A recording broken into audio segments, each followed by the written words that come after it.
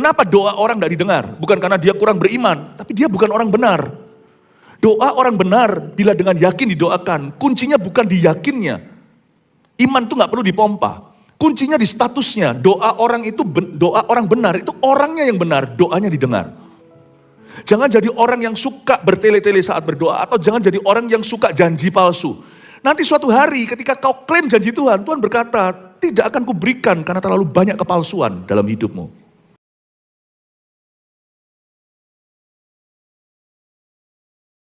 Di tahun kami disuruh Tuhan untuk bersatu, akan ada langit terbuka. Kami percaya kami bisa minta segalanya, tapi bukan dari roh yang sembarangan. Kami meminta dalam cek kosong sorga untuk bangsa Indonesia. Mari jemaat terkasih, kita bersyafaat untuk 3. Kita akan berdoa sama-sama agar Indonesia bersatu, karena roh pemecah belah akan datang terhadap gereja, terhadap family, terhadap country. Kebaktian ini sekarang mari kita baca dulu ayat demi ayat, cukup banyak, nanti tolong ikuti saya. Semoga Anda familiar dengan cerita Alkitab, kalau enggak, paling tidak Anda pasti akan mendapat sebuah remah. Ya, pulang semua harus membawa rema-rema dari Roh Kudus. Karena sekalipun khotbah ditujukan untuk semua orang, Roh Kudus itu satu persatu loh dalam kehidupanmu. Pastikan kau catat di hati. 1 Samuel pasal yang kedua, ayat yang ke-11-21 perikop yang saya pilih. Ini cerita tentang kejahatan seorang keluarga seorang hamba Tuhan namanya Eli. Anak-anaknya orang Surabaya bilang jahatnya Pol. Ya. Nah, kita nggak boleh contoh yang begini, sudah terlalu banyak orang Kristen yang trauma sama pendeta, hamba Tuhan, gereja, orang Kristen. Jangan saling menghakimi. Setiap kategori ini ada oknum-oknum yang mendukakan hati Tuhan dan yang membuat manusia salah paham sama sorga. Tapi kita perlu kupas ini karena mimbar kita tidak untuk jelekkan agama, jelekkan gereja, jelekkan orang Kristen, no. Tetapi saya akan profesional bicara dari Alkitab. Dan kita jangan lihat orang lain, kita harus introspeksi diri. Tapi saya mau tunjukkan pada Anda ya, Allah tidak pernah berutang budi, you see. Inilah intisari yang saya sampaikan. Tuhan itu memuliakan pengorbanan kita. Mari kita baca ayat-ayat ini dan jangan jadi orang Kristen yang trauma. Bertumbuhlah pesat dan berbuah di kebun anggur Allah. Kita baca dulu ya.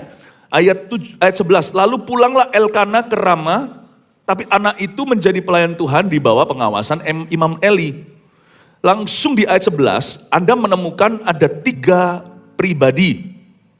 Yang satu bernama Elkana, katakan Elkana. Elkana ini bukan merek baterai. Elkana adalah seorang pria yang takut akan Allah, istrinya namanya Hana, mereka tidak dikaruniai momongan, tapi akhirnya dapat lewat doa. Hana ini mamanya Samuel. Dan Samuel itu anak Nazar. Artinya sebelum dia dikandung bahkan, apalagi keluar, mama sudah berjanji sama Tuhan. Makanya kita gak boleh asal janji. Sekali kita janji, kita sudah disumpah. Meskipun kita jangan sumpah kanan kiri, sumpah jangan mudah sumpah. Orang yang suka sumpah itu, saya justru pertanyakan kredibilitasnya. Karena orang yang sungguh-sungguh bisa dipegang janji, dipegang mulutnya, adalah orang yang berkata ya di atas ya, tidak di atas tidak. Saya mau menjadi orang itu. Kalau saya bilang ya, saya tidak perlu dibumbui apa-apa. My word is my bond. Kata-kata saya adalah hidup saya. Jadi kau bisa pegang kata-kataku. Kalau saya bilang ya, pasti ya. Kalau saya bilang tidak, saya tidak. Saya berkata tidak, berarti tidak. Saya pun belajar untuk tidak latah sebagai seorang imam.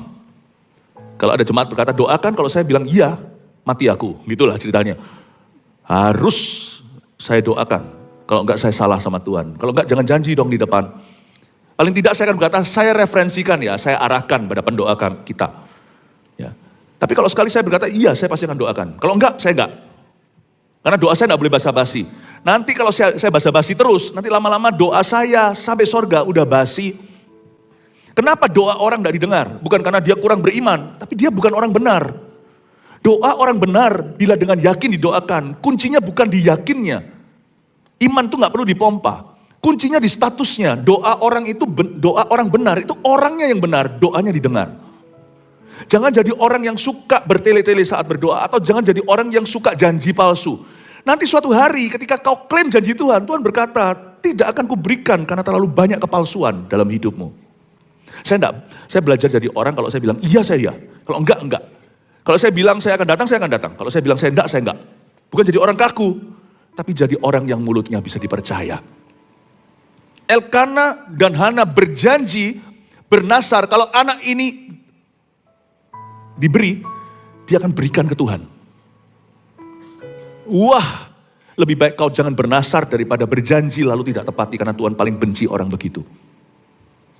Tuhan itu tidak pernah menjadi seorang pembenci, tetapi berapa kali insiden dalam Alkitab, berapa instan, dikatakan bahwa Tuhan itu paling benci sama orang yang suka ingkar. Jadi ternyata Tuhan juga bisa tidak suka sama seseorang loh. Tuhan benci orang fasik. Ada orang berkata yang Tuhan benci dosanya. Baca lagi di Alkitab. Meskipun Tuhan mati bagi semua orang, tapi Tuhan bisa muak. Tuhan berkata, aku membenci orang fasik. Dan keturunan-keturunannya aku tolak. Wow. Ini adalah sesuatu yang tidak diajarkan di gereja modern yang mau nyaman, mau aman, main aman lah. Yang mau diterima semua kalangan sehingga tidak mau kehilangan orang. Nggak bisa. Alkitab harus diberitakan apa adanya, kita harus faithful, loyal sebagai pengkhotbah atau gembala loyal kepada teks Alkitab ini. Saya tidak ada obligasi untuk loyal pada pendengar. Saya harus loyal kepada textbook saya. Textbook saya Alkitab. Dan Alkitab berkata, ia membenci orang ingkar. You don't want God to hate you, right? Kita tidak mau Tuhan membenci kita kan? Jangan ingkar janji. Elkana dan Hana itu dikenan karena mereka tuh berjanji, mereka tepati. Meskipun dalam menepatinya, bayar harga loh saudara. Menepati janji itu kalau mudah, tapi kalau susah tetap harus kau tepati. Nah ketika anak itu belum lahir, mudah aja bagi seorang ibu yang merasa tercela karena dia tidak punya anak. Wanita mandul zaman itu sangat-sangat susah. Tapi sekali anak itu keluar, menyusui, ASI, bonding kan. Belum dikandung berupa janji masih oke, kita berjanji. Tapi sekali ada di dalam perutnya, sudah diajak ngobrol, diajak ngomong sama mama, terjadi ikatan batin ya. Anak itu keluar lucu, pipinya cabi. Wangi-wanginya bayi. Lalu habis itu anak itu harus diberikan ke Tuhan. Menurut saya seorang ibu bisa berubah pikiran. Apalagi ini anak semata wayang yang ditunggu lama. It's easy. Sangat mudah kita itu berjanji ketika kita belum diberkati. Tapi ketika kita diberkati, kita tepat janji. That's difficult, my friend. Itu susah. Tapi saya angkat topi kepada Elkana. Lalu pulanglah Elkana ke Ramah. Tapi anak itu ditinggal menjadi pelayan Tuhan. Ninggal anak sekolah luar negeri, luar pulau, luar kota aja susah. Saya masih ingat kok anak kami yang terkecil sekarang itu masih sekolah. 2 anak kami sudah dewasa, 1 sudah menikah. Saya tinggal anak saya itu, mumpung anaknya nggak ada di sini, sekarang lagi sekolah di Australia. Dia cepat sekali, dari umur 16 sudah mulai pelajaran kuliah. Waktu saya tinggal, kita sama-sama berjanji nggak nangis, tapi dia nangis. Saya dan mamanya mau tegar, saya paling tegar. Waktu sampai keluar di sana, dia nggak tahu karena gelap, kami bersembunyi di gelap. Dia kira kami sudah pergi, naik mobil, besok ke airport, pagi-pagi, subuh-subuh. Saya lihat dia buka gordennya dan dia lihat sini. Dia nggak kelihatan kami, tapi kami bisa lihat dia. Nangislah maminya. Saya peluk, nggak apa-apa. Nangis. 16. Ini umur 6 tahun. Saya ditinggal mama umur 6 tahun waktu saya berobat akhirnya sekolah di Taipei, di Taiwan. Saya nggak lihat karena mama saya tegar, pulang. Tapi nanti waktu saya agak dewasa, saya baru tahu papa cerita tiap hari mama nangis. Karena saya harus terapi. Every day. Elkana tinggal anaknya. Itu hancur hatinya. Itulah pengorbanan seorang yang bernasar pada Tuhan. Tapi saya akan tunjukkan, apapun juga terbaik yang kau berikan. Saya nggak ngomong soal materi. Kalau Anda memberi hidupmu kepada Tuhan dulu dan belajar untuk mentaati firman sekalipun tidak nyaman, sekalipun dalam duniamu firman itu tidak berlaku. Tapi kalau kita tetap bersikeras bersikuku untuk melakukan firman itu, God will not be indebted to you. Tuhan tidak akan berhutang budi padamu. Saya tunjukkan pada Anda, dia adalah Tuhan yang memuliakan pengorbanan. Pemberian itu mudah kalau kita melimpah. Memberi hidup itu gampang kalau tidak ada yang menantang. Tapi kalau kita memberi hidup Dan seluruh dunia melawan, kita tetap memberi hidup kita. Kita taat sekalipun dunia berkata kau tidak relevan. Kita tetap lakukan itu. Dan barulah pemberianmu itu berubah menjadi pengorbanan. Pujian itu kalau gampang. Kalau mudah datang ke gereja di hari happy ya. Itu easy, itu mudah. Tapi ketika Anda sulit untuk memuji, Anda sedang berkabung mungkin. Atau Anda sedang sedih, Anda sedang dirudung masalah. Dan persoalan bertubi-tubi. Anda datang ke gereja lalu melihat PAW di sini berkata, mari memuji Tuhan. Anda gak kepingin seluruh badanmu itu menarikmu jauh.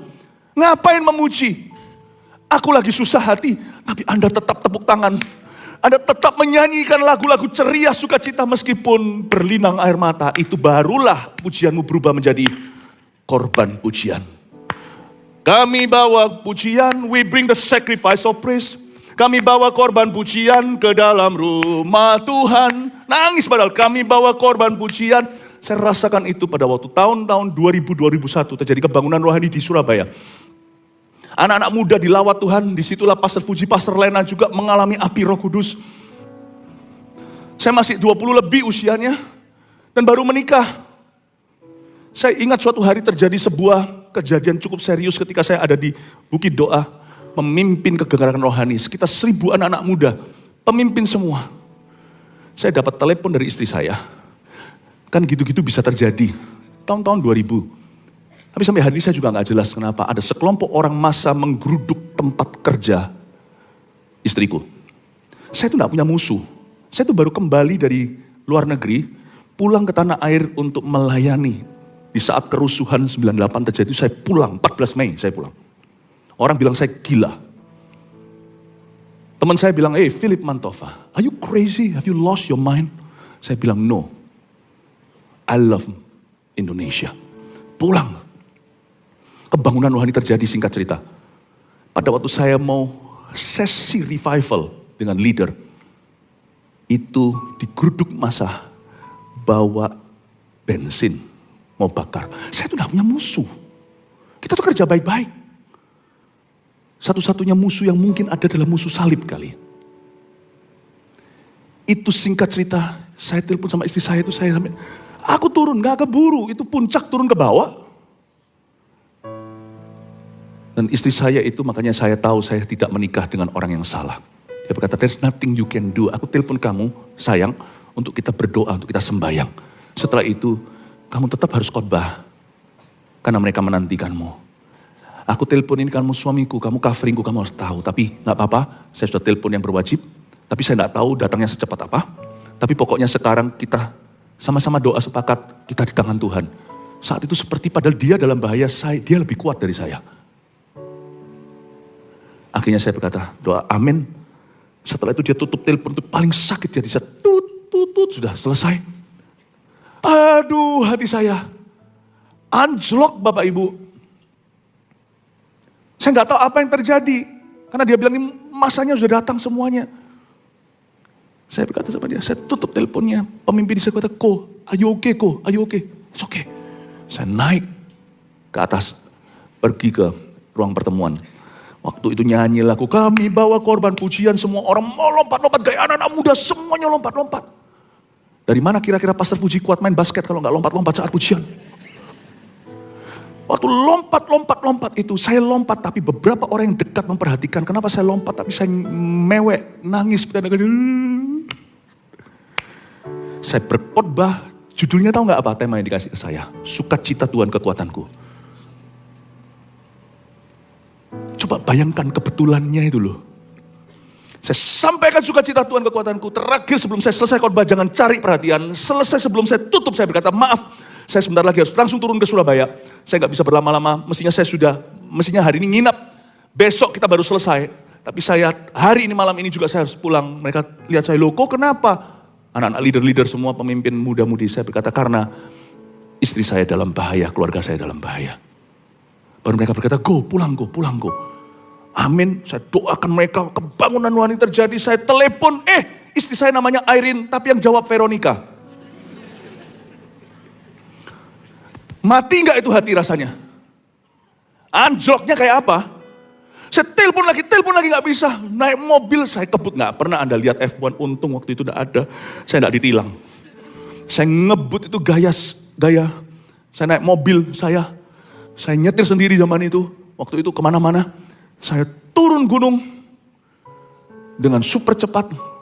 Mungkin film Fast and Furious itu terinspirasi dari kejadian itu. Saya lari, akhirnya tembus teleponnya. Saya pastikan kau adalah istriku, bukan malaikatnya. Dia bilang tadi tiba-tiba ada sekelompok massa lain datang mengkonfrontasi sebelum aparat tiba. Dan itu bubar waktu saya keluar dan yang ada di kantor itu keluar untuk bisa berterima kasih. Orang-orang itu lenyap tiba-tiba. Saya nggak tahu itu siapa. Sampai hari ini saya nggak ngerti itu apa, mengapa mereka datang, lalu siapa yang mengkonfrontasi. Sampai hari ini nggak ngerti. Tapi saya tahu itulah malaikat. Tapi hari itu di bukit doa saya memahami kalimat ini. Ketika pujian berubah menjadi korban pujian. The most difficult things adalah waktu kau memuji saat berat hati. Dan melayani saat dirimu sendiri butuh dilayani. Dan akankah Tuhan berhutang budi kepada orang yang mau mengorbankan diri? No. Justru Allah menguji kesungguhan hati. Sampai hari ini saya tahu Tuhan ada di hidup saya bukan karena perbuatan kami. Tapi Tuhan tahu hati kami itu tidak pamrih sama Tuhan Yesus. Dan Tuhan menyertai orang-orang yang mau sungguh-sungguh. Amin Bapak Ibu. Allah kita adalah Allah yang memuliakan pengorbanan kita. Tapi kita masih di ayat pertama, jadi kita harus segera. Mari kita lihat sekarang. Lalu pulanglah Elkana ke Rama, tapi anak itu menjadi pelayan Tuhan di bawah pengawasan Imam Eli. Imam Eli ini adalah imam yang jahat. Anak itu menjadi pelayan Tuhan, katakan Samuel kecil, menjadi pelayan Tuhan. Katakan menjadi pelayan Tuhan. Tahukah saudara bahwa kata pelayan di sini itu kunci? Bahwa sebelum kita bisa menjadi hamba Tuhan, karena hamba Tuhan itu kata yang berat, kita harus menjadi pelayan dulu. Jangan target hidupmu itu untuk jadi, tapi melayani. Karena barang siapa yang tertinggi, terbesar dalam kerajaan sorga adalah orang yang melayani. Kalimat ini luar biasa sebelum Samuel jadi nabi. Sebelum Samuel menjadi orang besar, sebelum Samuel jadi apa-apa, dia menjadi pelayan Tuhan. Jadilah pelayan Tuhan, melayani Tuhan itu harus dari kehidupan, dari hati yang terdalam. Melayani Tuhan itu bukan program. Melayani Tuhan itu sikap hati. Samuel dididik dari sikap yang terkecil, terendah. Dia diajari untuk mengabdi. Sebelum kau jadi apa? Jadi pengusaha. Sebelum Anda menjadi seorang profesional yang luar biasa. Sebelum Anda menjadi seorang pengkhotbah, hamba Tuhan atau apa. Sebelum Anda menjadi seorang pejabat. Sebelum Anda menjadi apapun juga. Kalau you Kristen. Jadi ini dulu. Jadilah abdinya Tuhan. Jadilah abdi dalam seperti keraton gitu di Jawa Tengah. Ada abdi dalamnya. Kita ini semua abdi dalamnya Tuhan Yesus. Dalami imanmu. Jadilah sungguh-sungguh. Permasalahan sesungguhnya adalah terlalu banyak orang yang menjadi, yang menjabat. Tapi karena mereka kurang mengabdi, disinilah menjadi troublemaker. Termasuk yang bergelar hamba-hamba Tuhan. Bahaya kalau berkeliaran pendeta tapi tidak dewasa rohaninya. Bahaya kalau ada yang notabene misalnya pendeta tetapi tidak ditempa karakternya. Tidak dimatikan akunya. Bahaya sekalipun pendeta loh ya, saya pakai satu profesi untuk mewakili profesi yang lain tentunya. Karena profesi ini dianggap paling rohani, tapi gak tentu jikalau Tuhan tidak hancurkan dulu di dalam dirimu ego atau keangkuhan itu. Semua itu harus dimulai dengan menjadi pelayan Tuhan dulu. Baru setelah itu menjadi apa? Hari-hari ini ke depan, be a good servant to the Lord. Amin Bapak Ibu. Jangan kita silau dengan apapun juga posisi, jabatan, gelar. Bagi saya secara pribadi, saya selalu ingatkan untuk tidak terlalu enjoy. Artinya, jikalau suatu saat semua ini diambil dari saya, cuman sisa Tuhan dan keluarga saya, I'm fine. I'm really fine. Saya tidak menaruh status identitas saya pada hal-hal yang saya kerjakan. Tapi pada Tuhan dan hubungan saya dengan Dia. Justru kalau kita punya hati gitu, bisa jadi loh ya, malahan ditambah-tambahin. Pada siapa yang memiliki talenta lalu mengelolanya, kepada yang sedikit, pada mereka ditambahkan, pada mereka sudah punya banyak 5 talenta jadi 10 kota. Daripada 1 talenta tapi simpan di tanah motivasi salah, 1 pun yang dia miliki, barang siapa tidak punya apapun yang dia miliki, diambil daripadanya supaya dia tidak memiliki apa-apa. What a powerful statement. Oh ternyata bagaimana kita mengabdi akan pengaruh bagaimana akan terjadi multiplikasi dalam kehidupan Tuhan. Ingatlah bahwa semua yang kau miliki hanyalah kepercayaan. Hai pelayan Tuhan, katakan kanan kirinya, oh gini ya. Ada satu kalimat yang dipakai dalam bahasa Yunani kuno, satu kata oleh Rasul Paulus ketika menulis surat bahwa aku hanyalah tawanan Kristus, aku adalah hamba. Doulos. Doulos itu artinya bukan hamba yang tingkat tinggi, asisten pribadi. Doulos itu hamba terendah di rumah tangga Ibrani. Ya, rumah tangga yang kaya baru bisa punya hamba. Kalau masuk satu orang tamu, dia khusus tukang mencuci kaki saja. Tidak boleh lakukan pekerjaan lain, dia memang hamba terendah, dibayar paling kecil. Akulah doulos. Ya. Jangan salah ngomong ya, diabolos itu beda lagi. Diabolos itu setan yang membisikkan. Itu yang membuat Petrus berkata, Yesus kau gak usah naik ke salib. Doulos. Coba katakan doulos. Coba katakan kanan kirinya, saya hanyalah doulos. Amin ya.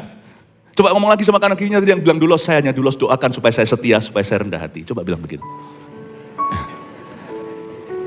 Amin. Setuju ya? Gereja ini akan mencintaimu dan mendidikmu, bukan gereja yang memanjakanmu. Makanya gereja kita bukanlah gereja yang difavoritkan oleh semua orang. But this is a church. Saya berjanji sama Tuhan mendidik sebuah gereja untuk dia. Bukan gereja terbesar, bukan gereja terkaya. No, pakai gereja yang termisi. Dan saya ingin supaya gereja kita semakin murni. Amin Bapak Ibu. Penduduk Jakarta Selatan, tangkap spirit ini. I'm not here untuk menjadi seperti orang-orang Jaksel. I'm here to make you like me. Sorry. Ikutlah aku sebagaimana aku mengikut Kristus. You like it or not. Ini gereja yang kami rintis. This is where you become like Christ. Amin Bapak Ibu. Oh haleluya. Mari kita lanjutkan. Adapun anak-anak laki Eli adalah orang-orang dursila. Mereka tidak mengindahkan Tuhan. Ayat 12. Anak-anak laki Eli ada 2, nanti saya beritahu, dua-dua berujung mati karena mereka menguji dan mencobai Tuhan. Mereka main-main dengan kekudusan. Anak-anak Eli adalah imam besar saat itu atau gembala senior 1 Israel. Anaknya dia ada 2, sama-sama jadi imam masuk ke pendetaan. Which is okay sebenarnya. Daud pun punya anak Salomo jadi besar, jadi sebenarnya gak ada masalah. Jangan percaya setan yang berkata, oh anaknya sekarang lakukan pekerjaannya papanya, kerajaan dan sebagainya. Jangan percaya. Kalau Anda bisa didik dengan benar, itu bisa jadi aset. Bisa jadi aset kerajaan Tuhan. Bisa jadi aset perusahaan. Jikalau di sini ada orang yang punya perusahaan, lalu tiba-tiba anaknya bisa membuatnya jadi lebih pinter, lebih smart, lebih AI misalnya. Papanya nggak ngerti AI. AI itu apa? Kalau orang Surabaya AI itu AI, tante. It's okay. Tapi anak-anak Eli ini lain, karena mereka jadi jahat. Ini juga kegagalan ayah, kegagalan anak, nanti ibadah 2. Saya jelaskan di mana jebakan-jebakan parenting yang harus Anda hati-hati apapun profesimu hari ini. Adapun anak-anak laki-laki Eli adalah orang-orang dursila. Katakan orang-orang dursila. Orang-orang dursila itu di sini arti dursila dalam bahasa Ibraninya, karena perjanjian lama pakai bahasa Hebrews. Itu sons of Belial, B-E-L-I-A-L. Belial itu adalah seperti Baal. Tapi Belial itu adalah ilah atau berhala yang terkenal dam. Bahasa Inggrisnya D-U-M-B. Dam itu seperti orang yang bengong.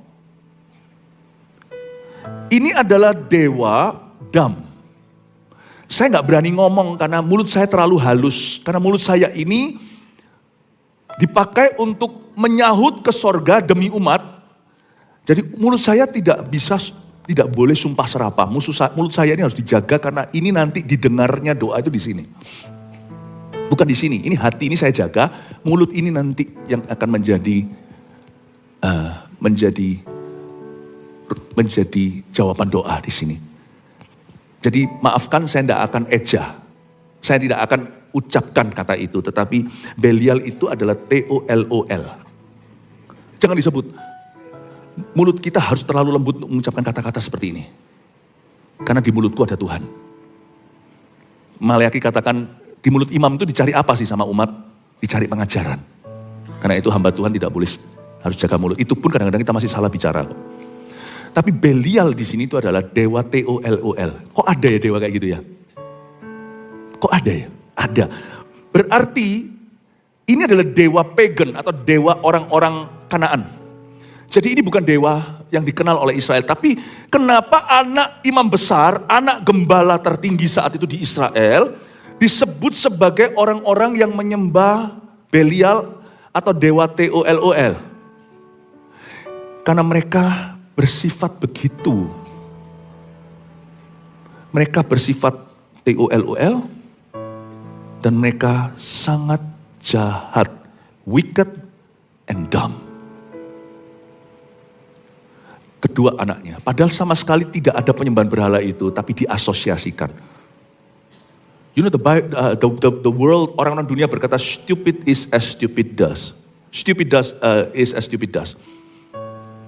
Kebodohan itu tidak perlu diakui. Orang lihat perbuatannya tahu bodoh atau kagak. Inilah dewa kebodohan. Dan mereka menyebut anak-anak Eli orang yang begini. Why? Kenapa mereka disebut begini? Mari kita sekarang lihat kejahatan mereka. Dan lihat hati yang benar seperti apa. Kita lihat ayat 13. Ataupun batas hak para imam terhadap bangsa itu. Mereka tidak mengindahkan Tuhan. Ini alasannya ayat 12 akhir. Mereka nggak mengindahkan Tuhan. Ataupun batas hak para imam terhadap bangsa itu. Mereka merasa bahwa karunia yang Tuhan berikan alias kepercayaan. Itu adalah hak bebas mereka. Ini benar dalam konteks pelayanan. Karena mereka adalah hamba-hamba Tuhan. Tapi dalam konteks kita semua, apapun yang Tuhan berikan padamu hari ini, kepercayaan, kau tidak memilikinya. Dan mereka itu saking damnya, kebodohan, sampai gak bisa lihat itu. Mereka disilusi, halusinasi. Sehingga mereka tidak bisa melihat bahwa sesuatu itu kepercayaan dari Roh Kudus. Mereka tidak mengindahkan Tuhan. Nanti kita lihat mereka menginjak-injak persembahan umat. Tidak mengindahkan Tuhan. Gimana caranya? Wong mereka setiap hari pakai nama Tuhan kok. Mereka ini imam yang profesional. Mereka itu mempersembahkan korban itu sudah hafalan. Barang siapa tidak mengindahkan pengorbanan, tidak mengindahkan persembahan, orang itu juga tidak mengindahkan Tuhan. Siapa yang tidak mengindahkan umat Tuhan, jikalau dari sisi pelayan Tuhan misalnya, dia tidak mengindahkan Tuhan. Musa pernah melakukan kesalahan yang fatal. Dia marah-marah, muring-muring, sikat sana sini, gak jaga kata, gak jaga kalimat. Dan dia marahi siapa? Umat Tuhan. Memang mereka salah, tapi Musa juga ikut salah. Akhirnya Musa gak masuk ke tanah perjanjian. Sebaliknya, umat Tuhan yang mulai naik ke atas kepala, gak mengerti batas-batas rohani. Padahal bukan soal benar atau salah, dan mereka mulai mengada-ngada. Namanya Korah, Datan, Abiram, dan 250 orang-orang ternama, semua spiritual leader.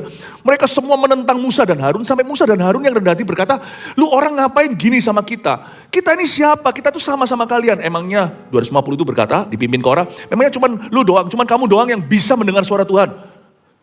Mereka lupa, jikalau pemimpin tidak bisa semena-mena terhadap jemaat, jemaat juga tidak bisa semena-mena terhadap pemimpin.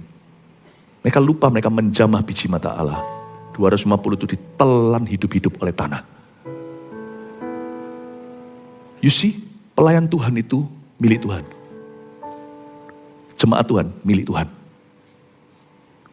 Kita harus mengerti batas-batas kita yang dari Tuhan. Dan anak-anak Eli tidak peduli. Dan mereka merasa mereka lah bos atau hidup mereka. Sehingga mereka akhirnya disambar api dan mati. Kalau Korah ditelan hidup. Bapak, ibu, saudara tahu nggak? Ada orang-orang yang gagal di gereja, di hidup nanti ditelan Tuhan. Di hidup nanti ditelan Tuhan. Karena mereka tidak mau dibentuk di bawah Musa dan Harun, di luar mereka akan dikerjain. Dan waktu dikerjain mereka teriak juga nggak didengar. Kenapa? Karena Tuhan yang utus itu. Bukan Tuhan yang utus setan, bukan. Tuhan izinkan duri itu. Bukan karena mereka setia, supaya mereka rendah hati. Tapi supaya mereka bertobat. Bapak Ibu Saudara, mereka tidak menghargai batas para imam. Lalu kita lihat apa yang mereka lakukan ayat 13, ataupun batas hak para imam terhadap bangsa itu setiap kali seorang mempersembahkan korban sembelihan sementara daging itu dimasak. Datanglah bujang imam membawa garpu bergigi 3 di tangannya. Zaman dulu kan tidak pakai nilai tukar, jadi mereka mempersembahkan itu daging, tapi lemak itu harus pertama-tama dipotong untuk Tuhan. Setiap persembahan itu ada 3 bagian. Bagian pertama itu yang langsung untuk Tuhan dulu, makanya lemak itu milik Tuhan yang terbaik. Lalu kemudian ada bagian untuk worshiper itu. Orang yang memberikan korban tersebut, itu ada bagian mereka. Tuhan itu gak perlu disuruh, kita gak perlu pamrih, tapi kalau setiap orang mempersembahkan sesuatu pada Tuhan, itu sudah sifat ilahi, Allah tidak akan hutang budi. So there will always be, apapun yang kau korbankan pada Tuhan, waktu, talenta, selalu ada satu bagian itu akan kembali kepadamu. Tidak usah diminta. Tapi ada satu bagian lagi itu yang milik imam. Nah, milik imam ini tricky. Ya, milik imam. Milik imam itu adalah batas yang disetujui oleh sistem agamawi saat itu. Gereja juga harus punya sistemnya, saya kasih bocoran supaya Anda tahu. Di gereja kita, semua kita full timer, dari gembala senior dan semua gembala yang full time, semuanya ada gaji yang fix. Jadi apakah persembahan, persepuluhan itu naik atau turun, tidak ada pengaruh ke kami. Dan tidak bisa seorang pun dari kami itu motivasi. Kami digaji bukan karena pelayanan hari minggunya. Gak bisa perhitungan karena pelayanan berjemaat itu free. Digaji karena jam kantor. Karena orang-orang ini tetap punya keluarga dan harus ada penghidupan. Dan orang-orang yang terpilih masuk dalam liga full timer ini, semuanya harus dari bawah membuktikan dalam pelayanan dulu secara rohani, lalu kompetensi. Jadi dengan kata lain, tidak kerja di gereja, jikalau memang terpaksa harus kerja nyambi, tetap akan ada pengaruh di dedikasi waktu. Orang-orang ini tetap akan dapat gaji di dunia dan dapat gaji yang sama, kurang lebih, tapi mereka pasti bisa hidup dan bisa berhasil. Karena orang-orang yang masuk ke gereja untuk jadi full timer, jadi imam atau jadi hamba-hamba, jadi full timer, bukan orang yang berkata, aku merasa terpanggil. Tapi harus menunjukkan bukti ujian waktu, ujian rohani, harus ada kompetensinya di situ. Jadi dibayarlah hak imam ini dari persembahan yang diberi jemaat. Dari mana? Dari jam kantor yang mereka berikan seminggu itu, sehingga mereka tidak bisa bekerja di mana-mana. Tapi pada waktu weekendnya, ibadah, melayani semuanya, itu tidak dihitung di situ. Karena semua kita dengan volunteer sama. Gak ada di antara kami kalau pelayanan 5 kali atau 7 kali itu nanti beda bayaran, gak ada. Karena kami bukanlah gembala upahan. Saya jadi ingat perkataan Yohanes Pembaptis, dia bilang begini, cukupkan dirimu dengan gajimu. Jikalau Anda memilih sebuah profesi dan gajinya segitu, Anda harus perhitungan dari depan. Kalau Anda tidak puas dengan itu, jangan jadi itu, nanti justru masuk pencobaan. Cukupkan, kata Yohanes Pembaptis. Lalu setelah itu sisanya adalah kelola. Apapun bagian imam yang kau terima, kalau kau foya-foya, akhirnya dengan bagian imam yang diterima, seperti 1-2 talenta, atau 5 dikelola, nanti beda di garis akhirnya. Itu masing-masing pribadi harus punya hikmat, masing-masing family. Supaya Anda mengerti hak imam itu. Jadi di dalam sistemnya zamannya Eli, kacau balau. Eli pegang uang. Dalam sistemnya di zamannya Kisah Para Rasul nanti jadi indah. Mereka meletakkan di kaki rasul-rasul itu bukan berarti panggungnya tinggi. Karena zaman-zaman itu tidak ada panggung, itu juga kiasan bahwa mereka meletakkannya pada arah rasul. Tapi nanti akan ada orang-orang yang menangani keuangan tersebut. Jadi Anda harus mengerti kalau beribadah, saya harus jawab semua trauma yang pernah terjadi di dalam orang-orang Kristen yang gak mengerti ini. Ada gereja yang sehat manajemennya. Ada gereja yang kacau, sama dengan negara yang kacau, ada negara yang disiplin ada. Sama dengan setiap keluarga, setiap bisnis, setiap usaha, juga ada yang kacau, ada yang termanage dengan bagus. Bahkan ada yang sangat-sangat profesional, bisa menjadi teladan buat yang lainnya. So that you will have peace. Di gereja ini, every one of us, semuanya digaji dengan sehat. Amin. Karena ini masih fresh, barusan Breakfast with God, jadi saya dedikasikan kebaktian pertama untuk meletakkan fondasi. Nah, ini dia, anak-anak Eli itu gak ngerti gini. Dia gak punya batas hak para imam. Bagian Tuhan diambil, bagian umat diambil. Dan mereka sendiri tidak produktif. Mau ngapain setiap hari? mereka ini adalah hamba-hamba Tuhan skandal. Kalau Anda baca 1 Samuel, mereka tidur sama singernya, tidur sama asyernya. Itu ada di ayatnya, meskipun tidak ditulis asyer atau asyer, ditulis sih penjaga gerbang. Para wanita yang melayani di gerbang Tuhan. Mengerikan sekali bahwa ternyata dari zaman dulu sudah ada dosa berkedok agama. Tapi ayat ini menjelaskan pada kita bahwa hal ini tidak perlu terjadi. Dan sekali lagi kalau Anda bekerja sesuatu, kemarin saya tanya sama satu orang, ada seorang jemaat, anaknya jadi akhirnya bukan bekerja di company mana, tidak interview. Dia berkata karena bayarannya segini maka begini, oke dia usaha sendiri dengan kepandaian yang Tuhan beri, dengan tuntunan orang tua dia bisa jadi. Tapi nggak semua orang kan bisa entrepreneur atau kerja sendiri dengan otak sendiri, tidak segampang itu. Banyak orang yang kerja sama orang merasa enak ya kerja sendirian, enggak juga, pusingnya banyak. Kalau Anda tidak punya kukunya jangan jadi macan di rimba. It's okay jadi kucing di rumah. Banyak orang nggak paham ini. Mereka hanya melihat berkat orang lain, tapi dia tidak punya set of skill, tidak punya skill yang sama seperti orang itu. Setiap orang punya talenta beda, nggak tentu yang satu lebih kasihan daripada yang 5. Tergantung cara Anda mengelola. 5 pun bisa merugi jadi 1/5. Karena itu Bapak Ibu Saudara janganlah kita saling melirik. Jikalau Anda memilih satu profesi, dan Anda lihat gaji itu, kalau Anda punya angan-angan adalah, misalnya kita suka beli barang-barang mahal-mahal, nggak cocok deh ini dengan profesinya.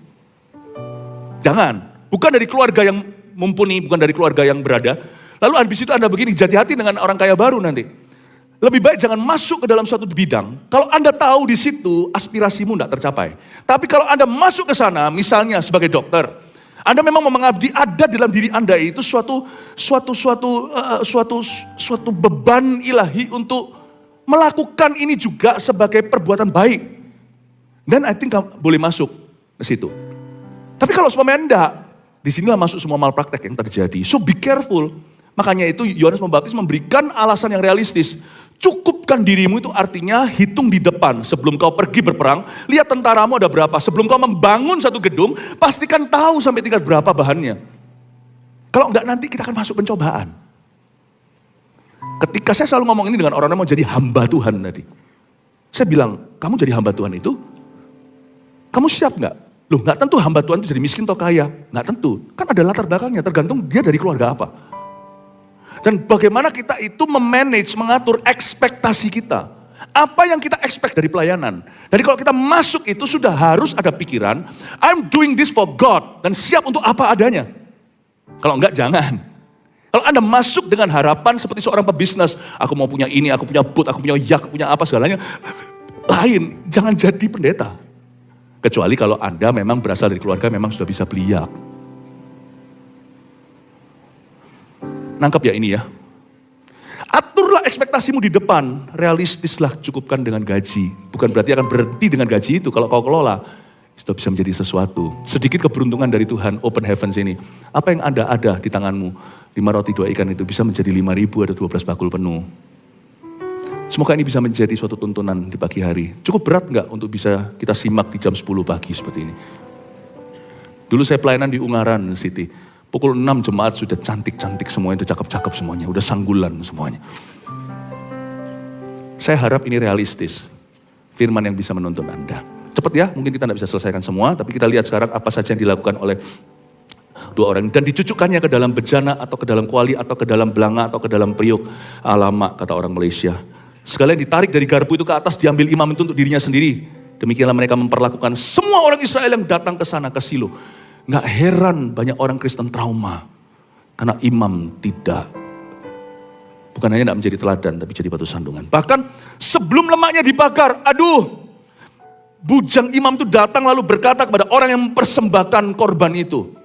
Berikanlah daging kepada imam untuk dipanggang. Nggak semua dipanggang, karena itu imam menerima dari bangsa Israel itu banyak daging, tapi dia minta mentahan. Paham ya? Dari sinilah keluar kalimat mentahan.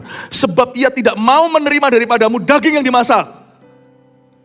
Hanya yang mentah saja. Ini pendeta bermental businessman, minta mentahan. Itu daging gak semua dimakan dia, dijual lagi ke pasar. Persembahan untuk Tuhan dijual ke pasar. Padahal itu harus bagian yang dibakar. Dari sinilah keluar kata, mentahannya saja, hanya yang mentah saja. Seorang hamba Tuhan sejati tidak akan minta. Catat. Nggak akan minta. Nggak akan memalak Anda. Gak akan nge-charge Anda. Untuk sesuatu yang memang sudah di luar gaji yang sah, karena secara profesional, jam kantor dan sebagainya, tidak akan. Ini mereka minta mentahannya, malah memaksa. Mereka berkata, berikan daging kepada imam untuk dipanggang, sebab ia tidak mau menerima daripadamu daging yang dimasak. Mentahnya saja bro. Ini for resale. Banyak kita baca ayat ini gak ngerti. Rakus banget, mereka itu pemakan daging bisa berapa kilo sih?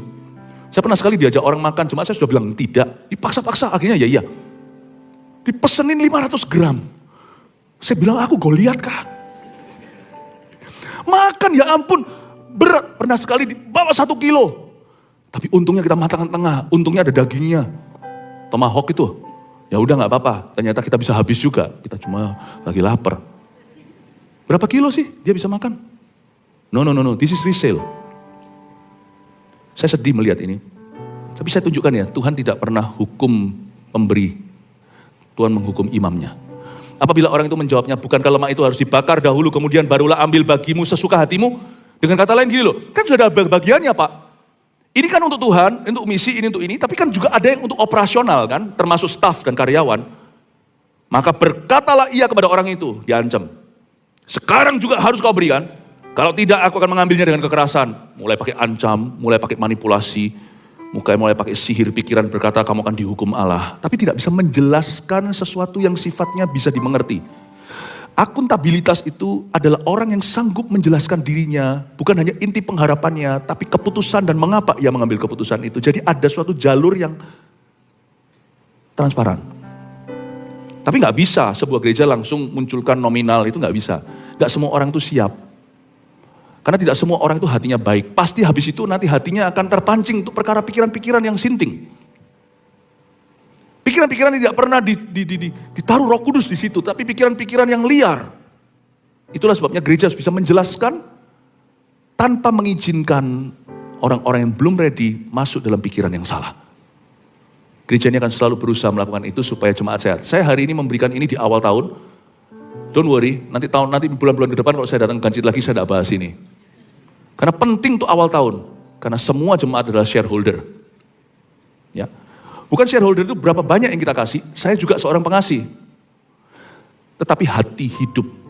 Nenek-nenek tua janda yang memberi 2 peser itu pada Yesus. Itu shareholder kerajaan sorga. Juga. Saya perlu menjelaskan ini di Jakarta. Karena saya jarang-jarang. Tidak sesering kalau saya tinggal di Surabaya. Dengan demikian, ayat 17. Sangat besarlah dosa kedua orang muda itu di hadapan Tuhan, sebab mereka memandang rendah korban untuk Tuhan. Perhatikan, barang siapa memandang rendah korban, dia memandang rendah Tuhannya. Adapun Samuel menjadi pelayan di hadapan Tuhan, yang masih anak-anak, yang tubuhnya berlilitkan baju efod dan kain lenan. Setiap tahunnya ibunya membuatkan dia jubah kecil dan membawa jubah itu kepadanya. Apabila ia bersama-sama suaminya, yaitu Elkana, pergi mempersembahkan korban sembelihan tahunan. Ayat 18, Samuel menjadi pelayan di hadapan Tuhan. Dari kalimat ini dan kalimat terakhir ayat sebelumnya ayat 17. Sebab Hofni dan Pinehas, sebab mereka anak-anak Eli, ya, anak-anak Eli, Hofni Pinehas itu anak-anak Harun, sorry. Ini anak-anak Eli, itu dua orang juga salah. Tapi kedua anak Eli ini nanti matinya bukan disambar api, tapi dibunuh dalam peperangan, mereka menculik tabut perjanjian, tapi intinya mirip sama anak Harun juga. Yang namanya 2 orang muda ini, mereka memandang rendah korban untuk Tuhan. Catat, memandang rendah korban untuk Tuhan. Lalu kalimat berikutnya, Samuel jadi pelayan di hadapan Tuhan. Saya ulang, ada 2 orang memandang rendah Tuhan. Lalu tiba-tiba ada 1 orang yang menjadi pelayan Tuhan di hadapan Tuhan. Catat ini, untuk setiap orang Kristen yang jatuh, setiap hamba Tuhan yang jatuh, yang disqualified, selalu akan ada anak Tuhan lain dibangkitkan. Setiap orang yang meninggalkan posnya, padahal posnya itu dari Tuhan, akan ada orang berikutnya yang Tuhan taruh di pos itu, Tuhan pakai sama atau lebih dari dia. Karena Tuhan punya pekerjaan akan terus berlanjut. Tuhan tidak pernah bisa dikalahkan keadaan. Dari ayat ini saya menemukan sesuatu. Untuk setiap orang Kristen yang trauma, akan ada orang Kristen yang sembuh dan yang akan menyembuhkan sesamanya. For every fallen minister, there is another God will raise. Makanya kalau kita melihat ada seorang anak Tuhan atau hamba Tuhan jatuh, jangan kita tertawa, jangan kita mengejeknya, jangan kita juga menjadi pendakwah. Tetapi waktu kita melihat itu, pasti sudah diatur oleh seseorang nanti. Kalau kita bukan apa-apa, kalau kita melihat seperti itu, berdoalah. Tuhan, di tempat di mana anak Tuhan ini jatuh, bangkitkan seseorang yang lebih baik. Karena pengorbanan itu akan terus ada di dalam rumah Tuhan. Tuhan selalu akan membangkitkan. Katakan, kita punya Tuhan yang selalu membangkitkan. Setiap tahun ibunya membuatkan dia jubah kecil. Lalu kita lihat ayat 20, 21 lalu selesai. Lalu Eli memberkati Elkanah dan istrinya. Katanya, Tuhan kiranya memberikan keturunan kepadamu dari perempuan ini. Pengganti yang telah diserahkannya kepada Tuhan. Sesudah itu pulanglah mereka ke tempat kediamannya. Lalu diberitahukan kepada Elkanah. Kan dia tinggal anaknya. Lalu mamanya dikasih nubuatan. Nanti Tuhan akan gantikan. Katakan, Tuhan akan gantikan. Tuhan tidak pernah berhutang budi sama kita. Amin. Coba kita lihat apa yang Tuhan gantikan. Si Hana, mamanya, punya Samuel anak itu. Anak itu gak langsung dikasihkan ke bait suci, nanti merepotkan nanti. Coba bayangkan kalau Anda dikasih bayi. Waktu saya dulu, ya kan, cari anjing piaraan ya, misalnya. Kalau baru lahir dia masih menyusu sama mamanya, itu merepotkan, nanti bisa mati malahan di rumah saya.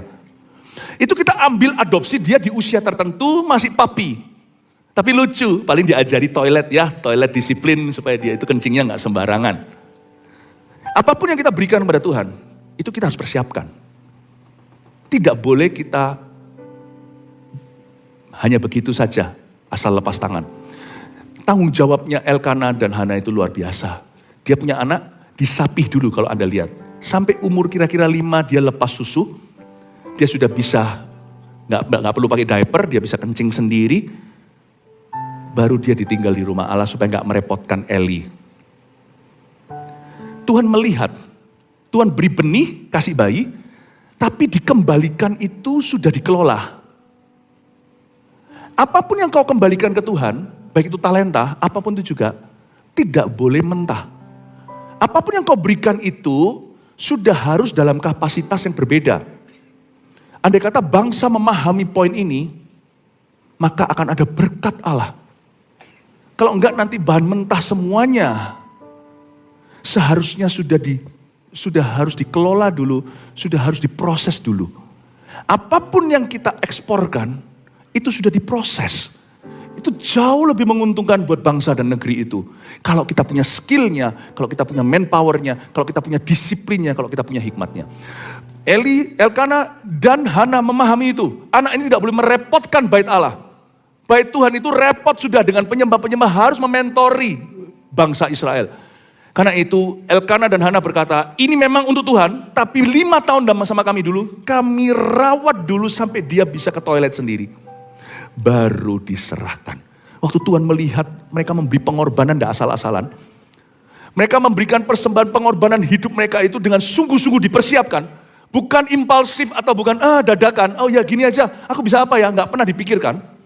Baik itu persembahan dalam rupa dana juga, apa ya, kira-kira apa adanya. Tapi sesuatu yang sudah benar-benar didoakan, diperhitungkan, jadi tidak gegabah. Tidak gegabah memberi lebih banyak karena merasa lebih terdorong, jangan. Tidak gegabah memberi lebih sedikit karena ya sudah, asal-asalan apa adanya juga tidak. Apapun yang kau persembahkan pada Tuhan, baik itu waktu, talenta, apa yang bisa kau lakukan lewat jabatan, posisimu, apa yang kau bisa lakukan bersama dengan keluargamu, semua itu harus direncanakan.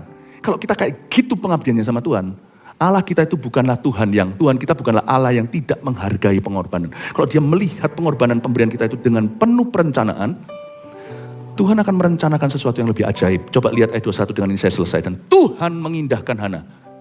Katakan haleluya. Sehingga dia mengandung dan melahirkan, ready? 3 anak laki-laki dan 2 anak perempuan lagi. Kamu kasih aku Samuel yang kau persiapkan. Aku kasih kamu 3 Samuel baru. Dan kasih kamu Samuel Wati. 2 lagi. Dikasih 1, mereka tidak pamrih. Hana tidak tahu, kalau saya kasih Samuel ini, nanti aku punya anak lagi enggak? Karena aku sudah dari dulu sudah divonis mandul. Dan sekarang lebih tua. Jangan lupa loh, sesudah mereka meninggalkan Samuel di bait Allah, 5-6 tahun kemudian baru hamil lagi, tiap tahun 1 setiap 9 bulan, 3 anak laki-laki dan 2 anak perempuan lagi. Waktu dia berikan, dia nggak tahu apakah dia akan dapat kembali. Sepatutnya begitu kalau kita mengabdi, tidak boleh pamrih. Karena itu kalau di dalam gereja kita, kalau kita melayani, kita tidak boleh punya pikiran, aku melayani aku dapat apa. Aku memberi untuk Tuhan, aku dapat apa. Tidak pernah. Kalau kita memberi, selalu demi kasih. Kalau kita melayani, itu karena kita terpanggil.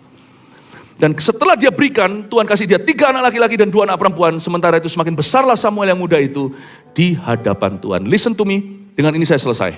What you give to God, you cannot outgive God. Apa yang kau berikan pada Tuhan, kau tidak bisa melampaui Tuhanmu. Saya yakin hidup yang kuberikan pada Tuhan Yesus dalam kapasitas panggilan saya, Tuhan tidak utang budi. Suatu hari saya akan mengerti, Lord, you're the best thing that has happened to my life. Engkau yang terbaik yang pernah terjadi dalam hidup saya. Karena itu Bapak Ibu Saudara, tahun ini mari kita jalani. Apapun yang kau lakukan untuk Tuhan, jangan pernah kau ragukan. Kalau Tuhan akan mengabaikan itu, kalau itu dari hatimu dan penuh perencanaan matang, penuh kesungguhan, tidak ada satupun yang akan kembali sia-sia. Tapi ingatlah, apapun juga yang kau lakukan dalam hidup ini, ingatlah jari jemari. Bisa diangkat tangannya seperti ini. I do this for him. Apapun yang kau lakukan demi Tuhan, lakukan ini. Aku melakukan ini untuk Tuhan. Jangan pernah perhitungan dengan Tuhan Yesus, apapun itu juga. Tuhan mengasihimu, biar CG-mu semakin berbuah. Karena banyak CGL yang meluangkan waktu, saya itu kagum sama CGL-CGL kita. Mereka sendiri kerja, mereka juga sudah punya bobot pekerjaan mereka, tapi masih mendoakan anggota-anggotanya. Padahal itu domba-dombanya Tuhan. Mereka masih doa, puasa, mempersiapkan sharingnya. Lalu setelah itu nanti CG-nya belum lagi yang konseling, belum lagi yang sudah ditekuni, lalu habis itu gak mau. Respect saya dengan para CGL, ingatlah Tuhan tidak akan pernah berhutang budi dengan Anda. May what you sow in his field, biar apa yang kau taburkan di dalam rumah Tuhan, Tuhan akan melihatnya dan membuatmu menuai dalam rumah tanggamu. Biar apa yang kau tabur dalam rumah Tuhan akan kau tuai di keturunanmu. Kasih tepuk tangan untuk Tuhan. Mari kita semua bangkit berdiri.